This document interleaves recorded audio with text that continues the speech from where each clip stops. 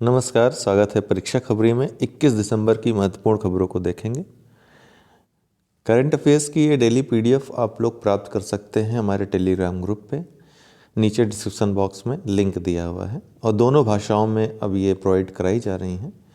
अंत में एमसीक्यू भी आपके लिए होगा जो आपकी सफलता के लिए आपका मार्गदर्शन करेगा। विश्व प्रतिभा रैंकिंग रिपोर्ट 2021 अभी हाल ही में IMD के द्वारा जारी हुई है। भारत इसमें 56वें स्थान पर रहा। इस रैंकिंग की जो महत्वपूर्ण बात रही वो ये रही कि 2021 की रैंकिंग में यूरोप का दबदबा रहा है। टॉप 10 कंट्रीज़ जो रही हैं रैंकिंग में वो यूरोप की रही हैं। मध्य पूर्व और उत्तरी अफ्रीका में अगर देखा जाए तो UAE संयुक्त अरब अमीरात इजराइल के बाद दूसरे स्थान पर रहा, अर्थात इजराइल पहले स्थान पर रहा। कुल रैंकिंग देखा जाए तो स्विट्जरलैंड पहले स्थान पर रहा, दूसरे पे स्वीडन, तीसरे पे लग्जमबर्ग। IMD के बारे में बात करें तो IMD अर्थात इसका जो फुल फॉर्म दिया international institute for management development, तो ये एक स्वतंत्र शैक्षणिक संस्थान है जिसकी जड़ें स्विस है, स्विट्जरलैंड में है और इसकी वैश्विक पहुंच है। इसकी स्थापना 75 वर्ष पहले बिजनेस लीडर्स द्वारा बिजनेस लीडर्स के लिए ही की गई थी। यह विकासशील नेताओं में एक अग्रणी शक्ति रही है जो संगठनों को बदल सकते हैं और समाज में योगदान कर सकते हैं। उपराष्ट्रपति वेंकैया नायडू ने किया ऋषिहुड विश्वविद्यालय का उद्घाटन। तो अब उपराष्ट्रपति वेंकैया नायडू ने 18 दिसंबर 2021 को विज्ञान भवन नई दिल्ली में ऋषिहुड विश्वविद्यालय का उद्घाटन किया। उन्होंने ऋषिहुड के संकाय सदस्यों और संस्थापकों द्वारा लिखित पुस्तकों का विमोचन किया। विश्वविद्यालय ने सामाजिक प्रभाव को बढ़ावा देने के लिए नई पहलें भी शुरू की हैं, जैसे कि centre for water, centre for innovation in governance, high school स्नातकों के लिए एक अंतराल वर्ष कार्यक्रम आदि। ध्यान रखिएगा, ऋषिहुड विश्वविद्यालय पूछा जाएगा कहाँ पे? विज्ञान भवन नई दिल्ली में उपराष्ट्रपति वेंकैया नायडू ने उद्घाटन किया। उत्तराखंड में शुरू हुआ 3 दिवसीय अंतर्राष्ट्रीय मधुमक्खी महोत्सव। याद रखिएगा कहाँ पर ये स्टार्ट हुआ? उत्तराखंड में 3 दिवसीय अंतर्राष्ट्रीय मधुमक्खी महोत्सव। पहली बार 3 दिवसीय अंतर्राष्ट्रीय मधुमक्खी महोत्सव 18 दिसंबर 2021 को हल्द्वानी उत्तराखंड में शुरू हुआ। आयोजन का उद्देश्य अपने उत्पादों को प्रदर्शित करने के लिए एक वैश्विक मंच प्रदान करना है। महोत्सव के दूसरे दिन 8 समझौते पर हस्ताक्षर हुए, जिनमें कुछ समझौते spice less Switzerland IIT Roorkee के साथ किए गए। उत्तराखंड बागवानी परिषद द्वारा एक विशेष लोगो लॉन्च किया गया और पुस्तक का भी विमोचन किया गया। भारतीय नौसेना ने शुरू किया स्टील्थ विध्वंसक मोरमुगाओ का पहला समुद्री परीक्षण। सीधे पूछेगा मोरमुगाओ क्या है? तो स्टील्थ विध्वंसक युद्धपोत है। तो भारतीय नौसेना ने 19 दिसंबर 2021 को अरब सागर में P-15B वर्ग के दूसरे स्वदेशी स्टील्थ विध्वंसक मोरमुगाओ या INS मोरमुगाओ के लिए पहला समुद्री परीक्षण किया। Mazagon dock shipbuilders limited द्वारा निर्मित जहाज का नाम गोवा के बंदरगाह शहर, जिसका नाम मोरमुगाओ है, उसके नाम पर ही रखा गया है। भारतीय नौसेना ने 2022 के मध्य में स्टील्थ विध्वंसक को चालू करने की योजना बनाई है और तब इसे INS मोरमुगाओ के नाम से जाना जाएगा। विश्व बैडमिंटन चैंपियनशिप में रजत पदक जीतने वाले पहले भारतीय पुरुष बने किदाम्बी श्रीकांत। 19 दिसंबर 2021 को किदाम्बी श्रीकांत ने विश्व बैडमिंटन चैंपियनशिप स्पेन में रजत पदक जीता। तो कहाँ पे आयोजित हुआ ये भी पूछ सकता है, स्पेन में।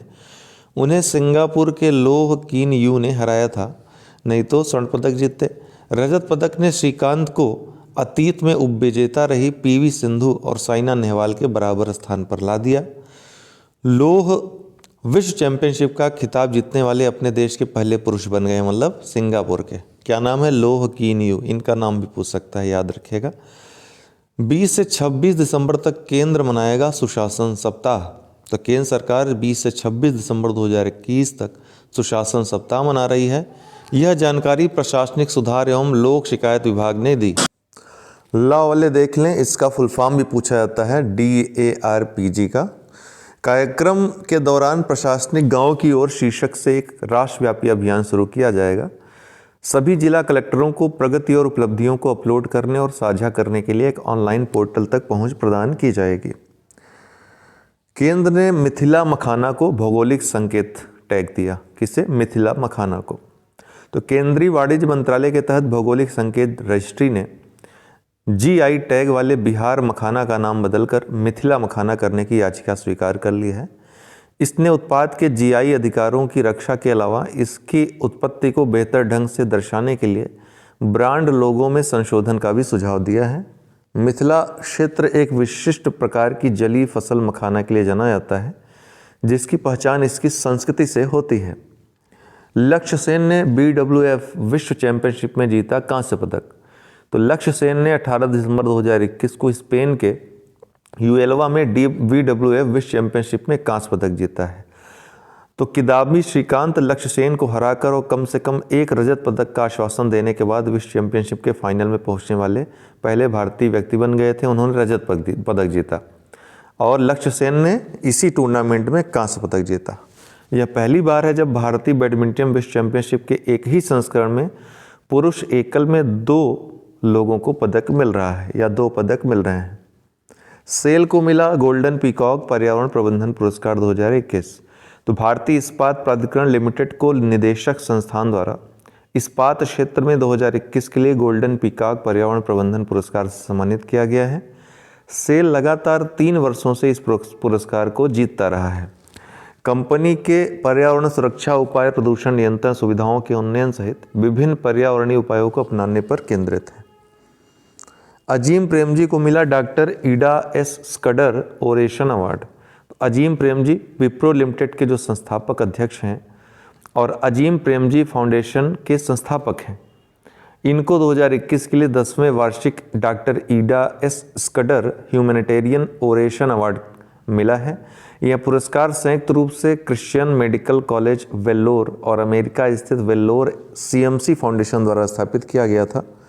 फाउंडेशन के माध्यम से समाज में उनके योगदान के लिए उन्हें यह पुरस्कार प्रदान किया गया है।